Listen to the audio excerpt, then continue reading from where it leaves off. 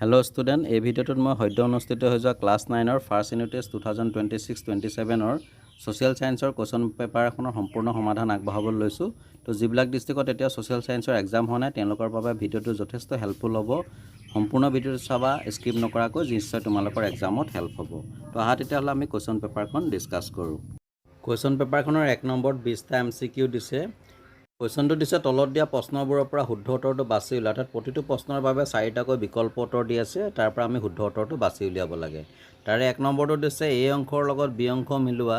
এতিয়া এ অংশত কেইজনমান ইংৰাজ নাবিকৰ নাম দিছে আৰু বি অংশত ভাৰতবৰ্ষলৈ আগমনৰ কাৰ্যাৱলী দিছে, যাক আমি শুদ্ধভাৱে সজাব লাগে। তো ইয়াক আমি এনেধৰণে মিলাব পাৰোঁ। গতিকে দেখা গ'ল যে আমাৰ শুদ্ধ অপশ্যনটো হৈছে option A A2 B4 C1 D3। 2 নম্বৰটোত দিছে তলৰ কোনটো 1886 খ্ৰীষ্টাব্দৰ পাব্লিক ছাৰ্ভিচ কমিশ্যনৰ অন্তৰ্গত বিভাগ নহয়। তো ইয়াত এ বি চি যি তিনিটা দিছে গোটেইকেইটা 1886 খ্ৰীষ্টাব্দৰ পাব্লিক কমিশ্যনৰ অন্তৰ্গত, গতিকে ইয়াৰ অন্তৰ্গত বিভাগ নহ'ব অপশ্যন ডি ভাৰতীয় প্ৰশাসনিক ছাৰ্ভিচ। 3 নম্বৰ দিছে বিত্তীয় বিকেন্দ্ৰীকৰণ প্ৰস্তাৱ কোনে আগবঢ়াইছিল।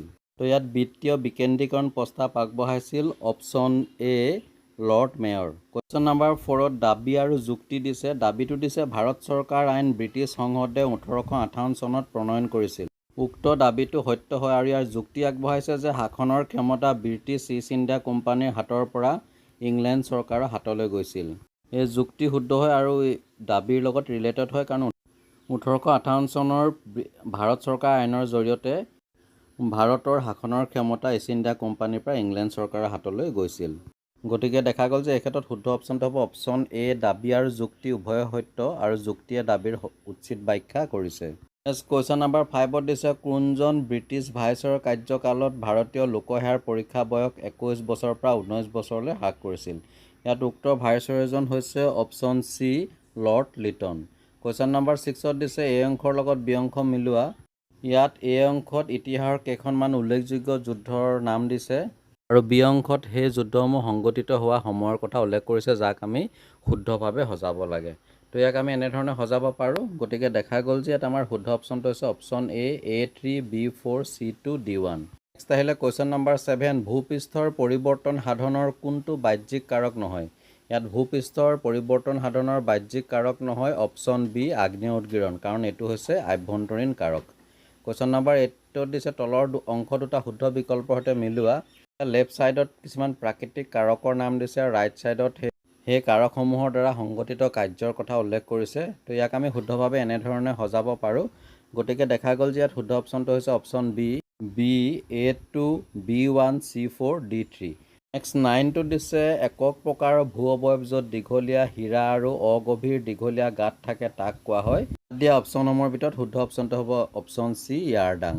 1ৰ 10টোত দিছে পৃথিৱীৰ উপকূল ৰেখাৰ সৰ্বমুঠ দৈৰ্ঘ্য প্ৰায়। এইটো এটা কমন কুৱেশ্যন মই দিয়ে থাকোঁ। ইয়াত উপকূল ৰেখাৰ দৈৰ্ঘ্য হ'ব অপশ্যন বি 0.5 নিযুত কিলোমিটাৰ। কুৱেশ্যন নম্বৰ 11ত দিছে ভাৰতীয় জাতীয় কংগ্ৰেছৰ পিতৃ বুলি কাক কোৱা হয়।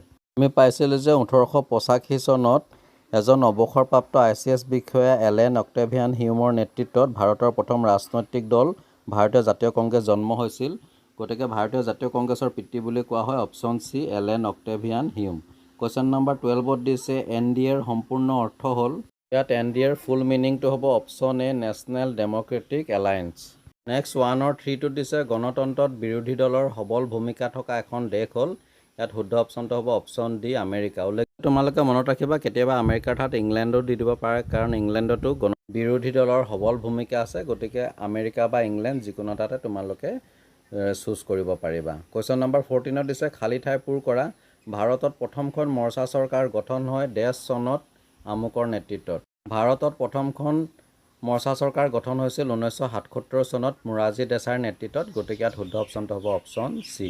নেক্সট কুৱেশ্যন নম্বৰ 15ত দিছে এ অংশৰ লগত বি অংশ মিলোৱা। এ অংশত কিছুমান আঞ্চলিক দলৰ নাম দিছে আৰু বি অংশত সেই দলসমূহ গঠন হোৱা ৰাজ্যসমূহৰ নাম দিছে, যাক আমি শুদ্ধভাৱে সজাব লাগে।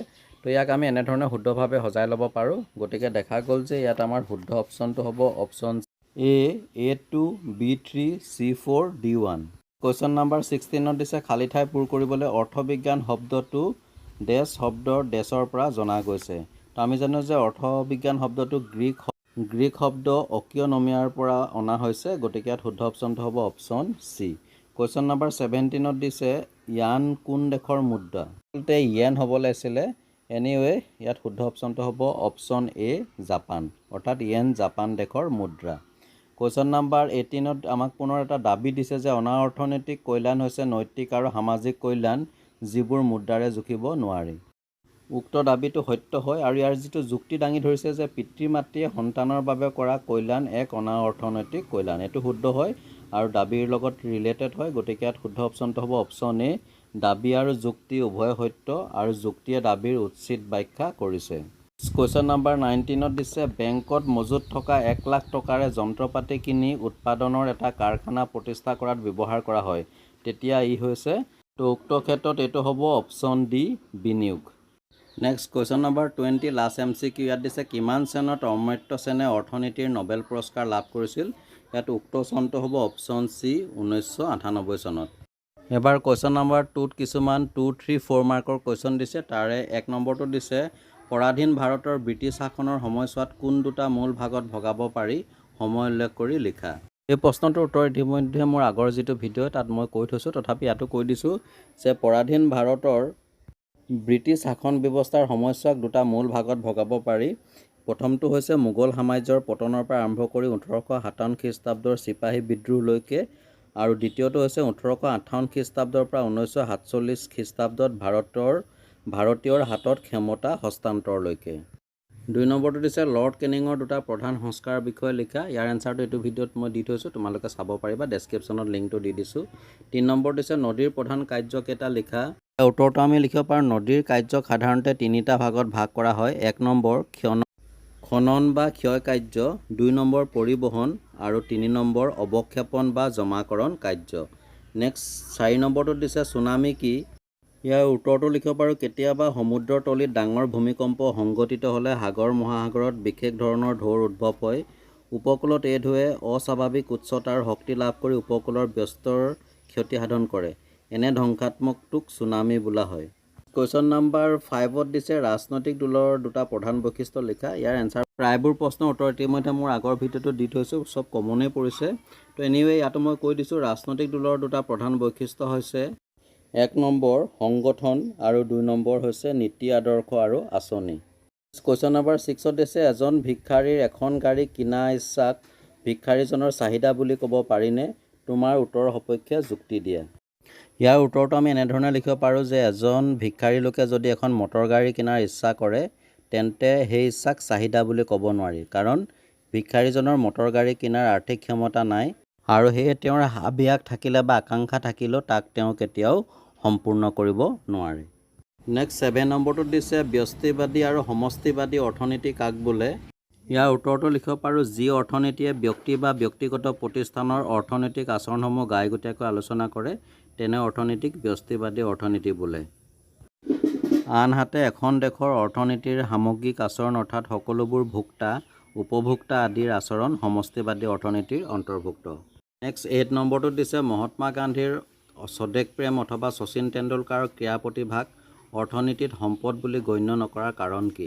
ইয়াৰ উত্তৰটো আমি লিখিব পাৰোঁ যে সম্পদ হ'বৰ বাবে বস্তুৰ উপযোগিতা, অপ্ৰচুৰতা বা দুৰ্লভতা, হস্তান্তৰযোগ্যতা আৰু বাহ্যিকতাই 4টা বৈশিষ্ট্য বা গুণ থাকিব লাগিব। কিন্তু মহাত্মা গান্ধীৰ স্বদেশ প্ৰেম অথবা শচীন তেণ্ডুলকাৰৰ ক্ৰীড়া প্ৰতিভা অহস্তান্তৰযোগ্য, বাহ্যিকতাবিহীন, সেয়ে অৰ্থনীতিত ইয়াক সম্পদ বুলি গণ্য কৰা নহয়। কুৱেশ্যন নম্বৰ 9ত দিছে গ্ৰাফ কি? এই কেই প্ৰকাৰ আৰু কি কি? ইয়াৰ উত্তৰটো এনেকুৱা ধৰণে লিখিব পাৰোঁ যে হিমবাহে বৰফৰ উপৰি অন্য বহুতো পদাৰ্থ কঢ়িয়াই আনে। এনেদৰে কঢ়িয়াই অনা বৰফৰ বাহিৰে অন্য পদাৰ্থবোৰক সামগ্ৰিকভাৱে গ্ৰাফ বোলা হয়। গ্ৰাফ 4 প্ৰকাৰৰ: পাৰ্শ্বগ্ৰাফ, ভূমিগ্ৰাফ, মধ্যগ্ৰাফ আৰু প্ৰান্তগ্ৰাফ। কুৱেশ্যন নম্বৰ 10ত দিছে অশ্বক্ষুৰা হ্ৰদ বুলিলে কি বুজা? চিত্ৰ আঁকি দেখুওৱা। উত্তৰটো আমি এনেকুৱা ধৰণে লিখিব পাৰোঁ যে বাৰিষা কালত নদীয়ে নিজৰ গতিপথৰ অতি ভাঁজ থকা অংশ এৰি পোনাই গতি কৰে। এইদৰে এৰি যোৱা অংশ সাধাৰণতে ঘোঁৰাৰ খুৰা আকৃতিৰ হয় আৰু পিছত পানী জমা হৈ বিল বা হ্ৰদৰ সৃষ্টি কৰে। এনে হ্ৰদক অশ্বক্ষুৰা হ্ৰদ বোলে। অশ্বক্ষুৰা হ্ৰদৰ চিত্ৰটো তোমালোকে এনেকুৱা ধৰণে আঁকি দিলে হ'ব, অলপ প্ৰেক্টিছ কৰিবা, কাৰণ অশ্বক্ষুৰা হ্ৰদ ছমহীয়া পৰীক্ষা বা বছৰেকীয়া পৰীক্ষাত হ'লেও কোনোবা এটা পৰীক্ষাত আহিবই, যদিহে ফাৰ্ষ্ট ইউনিট টেষ্টত নাহে। কুৱেশ্যন নম্বৰ 11 দিছে ভাৰতীয় পৰিষদ আইনৰ দুটা গুণ আৰু দুটা দোষ লিখা 1861 খ্ৰীষ্টাব্দত ব্ৰিটিছ সংসদে প্ৰণয়ন কৰা ভাৰতীয় পৰিষদ আইনৰ বিষয়ে তোমালোকৰ সমাজ বিজ্ঞানৰ ইতিহাস খণ্ডৰ 14 আৰু 15 পৃষ্ঠাত খুব সুন্দৰভাৱে আছে তাৰ পৰা তোমালোকে ইয়াৰ উত্তৰটো লিখি ল'ব পাৰিবা next question number 12 plus question ইয়াত দিছে গণতন্ত্ৰত বিৰোধী ৰাজনৈতিক দলৰ ভূমিকা আলোচনা কৰা গণতন্ত্ৰত বিৰোধী দলৰ ভূমিকাৰ বিষয়ে ইয়াত মুঠতে 8টা পইণ্ট আছে ইয়াৰ পৰা যিকোনো 4টা পইণ্ট লিখি দিলে হ'ল যেটো 4 মাৰ্ক আছে তো এই কুৱেশ্যনটো তোমালোকে ভালকৈ প্ৰেক্টিছ কৰিবা অকল ফাৰ্ষ্ট ইউনিট টেষ্ট বুলি নহয় তোমালোকৰ হাফ ইয়াৰলি বা এনুৱেল এক্সামতো যথেষ্টখিনি হেল্প হ'ব তো ডিয়াৰ ষ্টুডেণ্ট এয়া আছিলে সদ্য অনুষ্ঠিত হৈ যোৱা ক্লাছ 9ৰ ফাৰ্ষ্ট ইউনিট টেষ্ট 2026-27ৰ ছ'চিয়েল ছায়েন্সৰ কুৱেশ্যন পেপাৰ এখনৰ সম্পূৰ্ণ সমাধান যদি ভিডিঅ'টো ভাল লাগিলে লাইক এটা কৰি শ্বেয়াৰ কৰি দিবা আৰু নতুনকৈ যদি কোনোবা মোৰ চেনেললৈ আহিছা তেনে চেনেলটো ছাবস্ক্ৰাইব কৰি নটিফিকেশ্যনটো অন কৰি ৰাখিবা তো এনেকুৱা ধৰণৰ এডুকেশ্যন ৰিলেটিভ ভিডিঅ'সমূহ পাই থাকিবৰ বাবে চাই থাকিবা আৰবি লাৰ্ণ কাম এণ্টাৰটেইনমেণ্ট আন এটা ভিডিঅ'ত পুনৰ লগ পাম আজিলৈ ধন্যবাদ